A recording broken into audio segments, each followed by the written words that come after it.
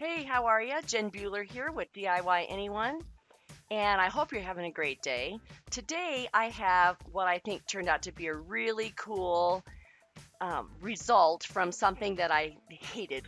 So you can see the picture there with kind of the gold and the wavy contemporary look to it, and I just bought it to stick it on a wall. It was a bad purchase. I know I'm probably not the only one that's ever done that. And there's the picture there. So bye bye picture.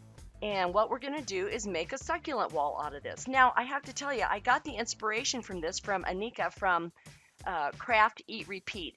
Oh my gosh, she is so amazing. I love watching her site. You should go visit her. She has so many cute crafts, and then her treats are amazing.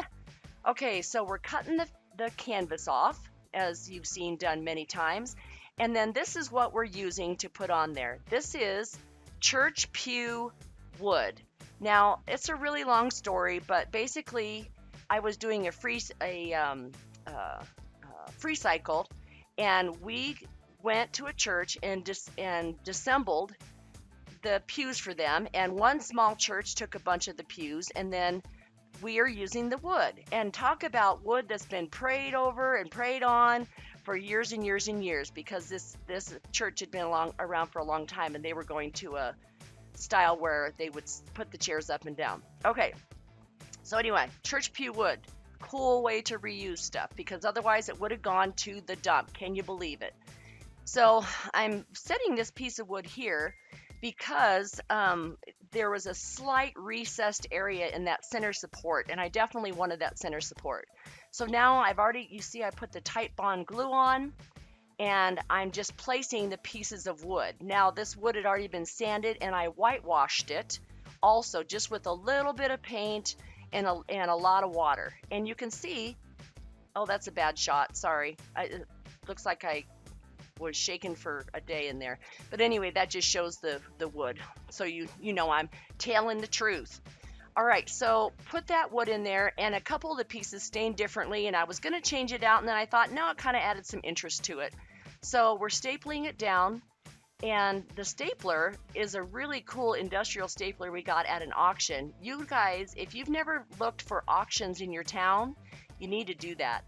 There's a company where I live called Roller Auction, and we've gotten some of the coolest finds over the years. So here's a glance at it before we put on the little next step. So next, what I'm going to use are the Dollar Tree little drawers, if you will. I'm stapling just the center there, sorry, forgive me. Yeah, okay. Here's where so I took these drawers, and I have the inside and the inside piece, the drawer itself, and the outside, and I used a variety of those to hang on this little wall that I created. So the blue piece there that you see is where the succulent will go.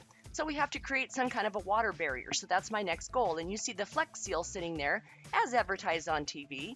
And this stuff is amazing. It worked so great. And I took a piece of old wallpaper that I had. You could use really any kind of paper, just whatever you want to do to make it so that that hole is covered in the front. That's the main goal, is to not have dirt leak out of the back. Even though that is going against the wall, it could make a mess, and I don't know what it would do, but I just wanted to be sure that it didn't have dirt coming out of the holder itself. So we've got that piece of wallpaper. I'm fitting it to there. And then what we're going to do is use the Flex Seal. And I'm telling you, I've never used that stuff before, but it was amazing. I'm so sorry. Here I'm spending so much time cutting this down. So take a nap. I'll wake you when we're done. Almost done. Yeah, we almost have it. Come on, Jen. Come on, get on with it. Okay, there we go. It fits. It's great. All right, so next we're going to take that Flex Seal, and you have to stir it really well. And I got the white kind just because I thought it would just not show if for some reason I did it wrong. And let me tell you, that stuff, it looks like marshmallow cream. Don't taste it. I was tempted because I love marshmallow cream, but I didn't do it. And you can see the stir stick just stands up straight. By the way, the stir stick there, I have used since that time for holding down hot glue, and it doesn't stick. It's amazing. Okay, now the one thing you need to know when you're using this Flex Seal stuff. So I was trying to go in the corners, and it did not like it if I tried to um, push down in. It wanted you to kind of like start at the bottom and pull it up. And that was the thing. Okay, so you can see where it's going to coat here. And honestly, I have never seen anything like this before. I've never used it, but it created a water. I mean, it felt like rubber inside of it. It was amazing when it dried. It was really cool.